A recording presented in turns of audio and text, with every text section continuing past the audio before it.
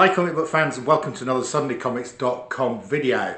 Today I've got some really interesting stuff for you. This is recent pickups that I haven't shown before that I think are all quite interesting.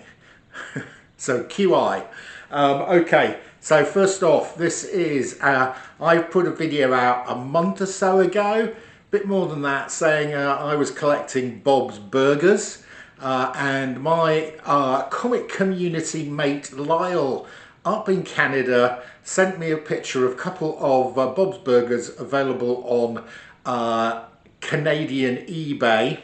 I said to him, yeah, those are really nice, could you get them for me? So Kyle bought them and sent them to me, and I am reimbursed for the purchase cost and the freight cost. I have to say the freight cost from Canada was a bit breathtaking, so I'm not sure I'm going to be doing any more buying of comics in Canada. So here we go. These are the two Bob's Burgers books I picked up in from Lyle, so thanks very much, Lyle. These are really nice. They're great big thick sort of almost like trade paperbacks. It says Dynamite Scholastic Edition. I think Scholastic are a company that do books for schools and things like that. And this is also a Bob's Burgers Scholastic Edition. I'm not sure those have ever made it to the UK. I might have the only two copies in the UK of those. I'm sure you'll correct me if I'm wrong. Right, next up, I bought some really nice quality Dell books from the sort of very early Silver Age, about 1960, 1961. I'm not going to show you all of them. I am going to show you a couple which I was very surprised at, because they have got UK price variant on it. Can you see that? Not only does it say 15 cents, it says 1 shilling. This is a really nice Mickey Mouse. These are all from the same period of time. These are all from about 1960 to 1961. I did not know Dell had done UK price variants. In fact, they did the UK price variants ahead of Marvel and ahead of DC, I think, because this was 1960, 1961. So this was really early. All the UK price variants from Dell are from those couple of years. I don't think they did any after that, and I don't think they did any before it. It wasn't on all titles, it wasn't on all comics, so how they decided how to do it or not, I don't know. Anyway, there we have a dual priced Mickey Mouse from about 1960, 61. This one is interesting in that this is from the same era, but this is not dual priced. This has only got a UK price on it. This is not printed in the UK. This is an original Dell printed in the States with a 1 shilling price point on it. This is not an L. Miller reproduction. This is an original Dell printed with a shilling price point. Very, very interesting. And one more, and this again is a dual price one. This is New Funnies by Walter Lantz, and it's Woody Woodpecker. These are in really great condition, by the way. These are all of this Dell lot that I picked up. They're all in this sort of high grade, sort of very fine plus, maybe even higher with a press. And again, you can see 9D, 10 cents dual pricing. So I hadn't come across that before. I did do a bit of research, and yes, Dell did do UK price variants only in 1960 and 1961. So there you go. Right. So I've done a couple of big auctions in the past couple of months, and sometimes I will buy a lot of comics, maybe 30 comics, because one comic in it I think is worth the whole lot. So I bought a bundle of comics, some of which I've already sold on through my Whatnot show, but the reason I bought the lot, and I think it cost me like about £30–40, and there were about 30–40 comics in it, and some of them were dollar bin comics. Some of them weren't. Some of them I had been able to sell on for £2, £3, £4. But there were two comics in it that were worth more than that. One I've already sold, and that was a copy of The Joker with Sherlock Holmes in it from the 1970s run, in pretty reasonable condition. But the main one was this. This is a really early detective comics in really not bad grade at all. You can always tell comics that are from 1956 because the Comic Code Authority's just been introduced, and that Comic Code Authority box is massive. So this is indeed from 1956, just post the Comic Code Authority. So this is on the borderline between Golden Age and Silver Age. Probably counts as Silver Age. It is Detective Comics number 237, probably in a 4.0. But picking that up by itself for about 30-35 quid was a bargain. Right. A couple of other fun pickups from auctions. This one's good fun. This is Into Space with Ace Brave Space Master. This is with three-dimensional pop-up pictures. I'm going to show you a three-dimensional pop-up picture. Again, this was in a lot of about 40 different things, all of which I got for about 40 quid. This by itself is worth about 30 to 40 quid. Look at it, it's magnificent. It's hardly been used. All the pop-ups work in this. Look at it. What a great thing that is. And I think this is probably from the early 60s. It doesn't have a date on it, but it looks early 60s to me. Might be a bit later, or it might be a bit earlier. I don't know. Anyway, that's really nice. Into Space with Ace Brave. Right, next up, we have got Adventure in Space 3D, free viewer inside. What that means is it's got some 3D specs in it. This is just hilarious. I have to show you. I have to show you the first one in this. It completely cracked me up. It's got the original glasses in it. Okay. Here's the original glasses. Look at this first one.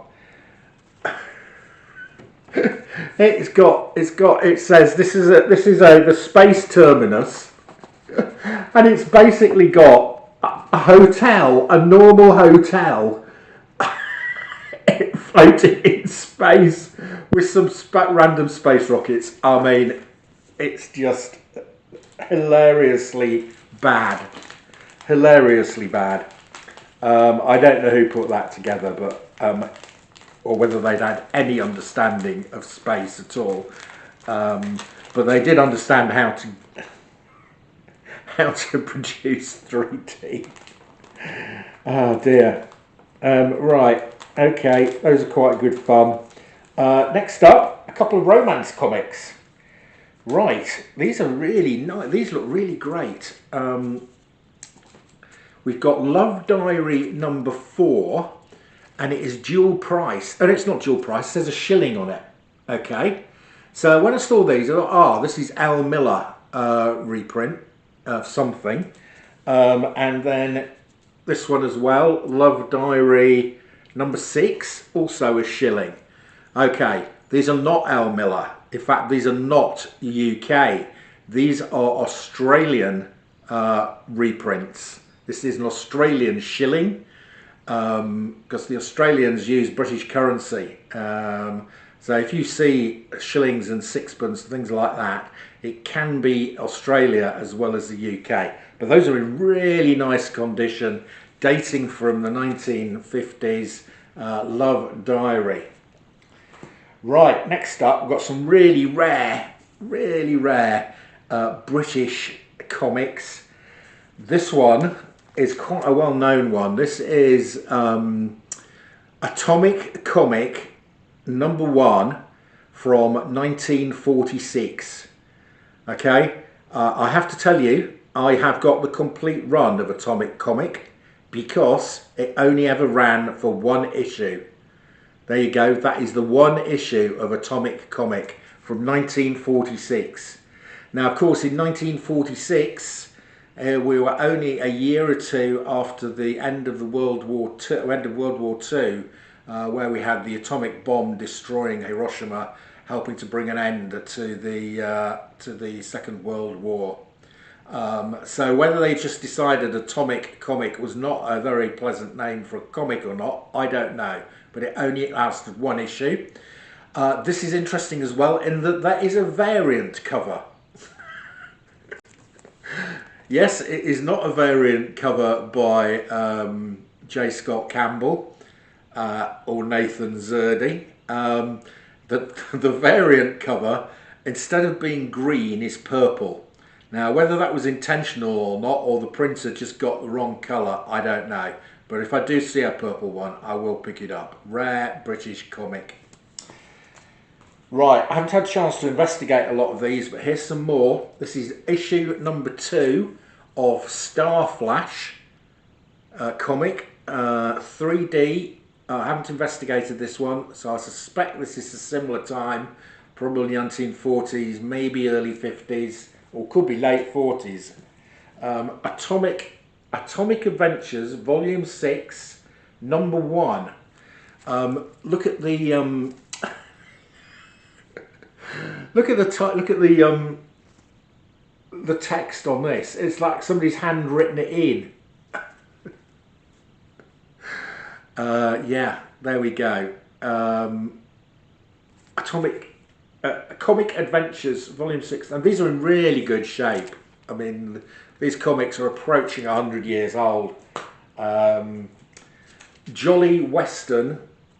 I mean, these are just really, really, really rare. Not hugely valuable because there's not many people around like me who collect sort of weird stuff like this. Whiz Bang Comics. I've got 2 issues of Whiz Bang Comics.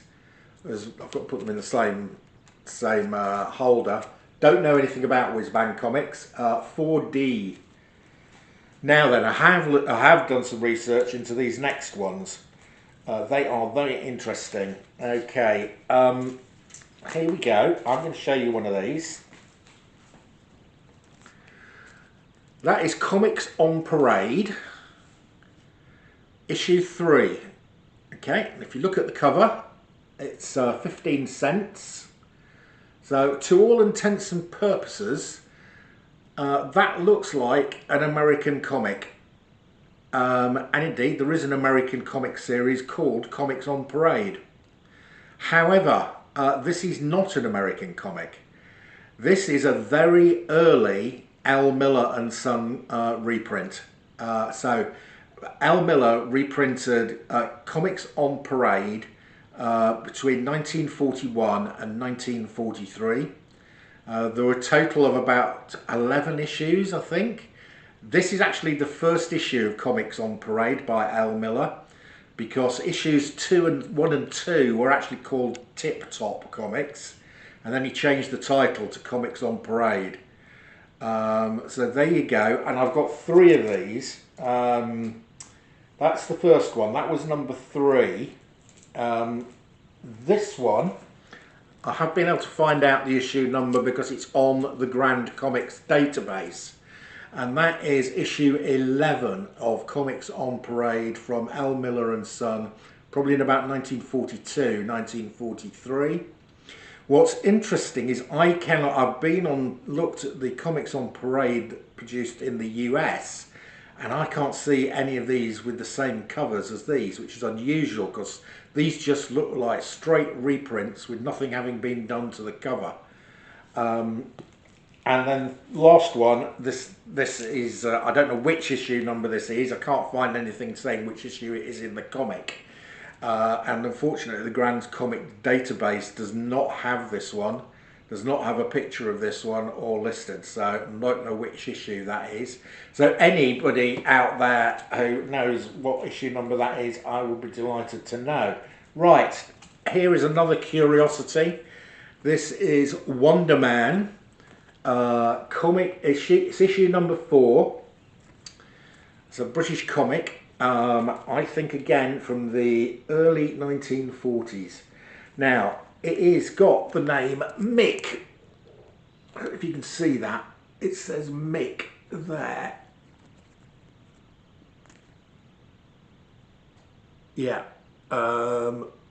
And somebody has put in pencil underneath it Mick Anglo. So this is by Mick Anglo, who was the guy who they brought in to do Marvel Man L. Miller.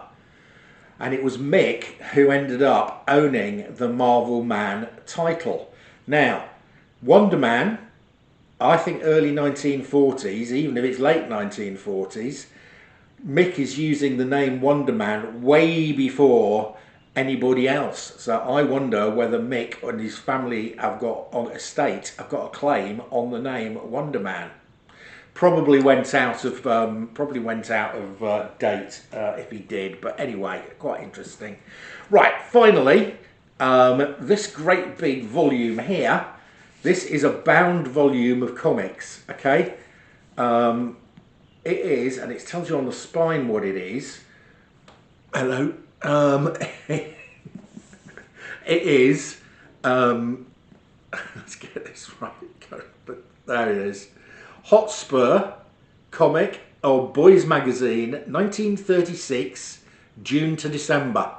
So that's half a year's worth. Hotspur comic was a weekly production, and somebody has taken the second 6 months of issues from 1936 and bound them. Okay. So this starts with issue 149. So this is weekly.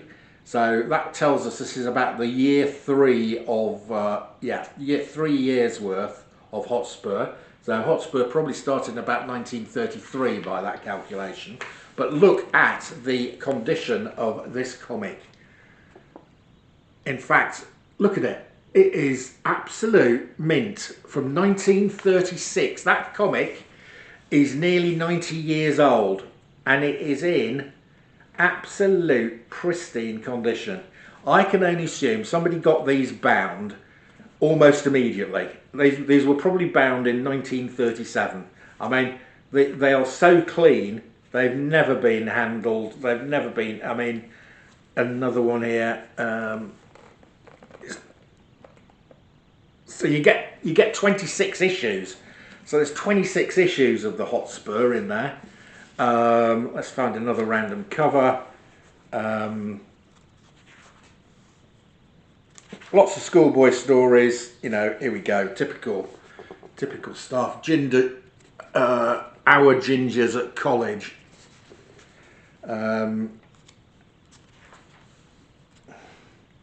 So lots of schoolboy stories. The school beside the scaffold. A delightful story of a school near a scaffold. Trained to ruin his father. You know, all this sort of stuff. Cricket matches. The Hush Hush House at Halbury.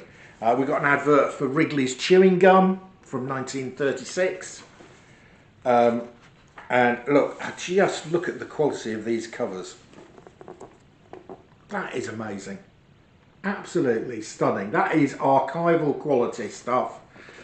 I'm not going to tell you what a ridiculously low price I picked that up for, because it is outrageous. It should have cost me 10 times what it did cost me.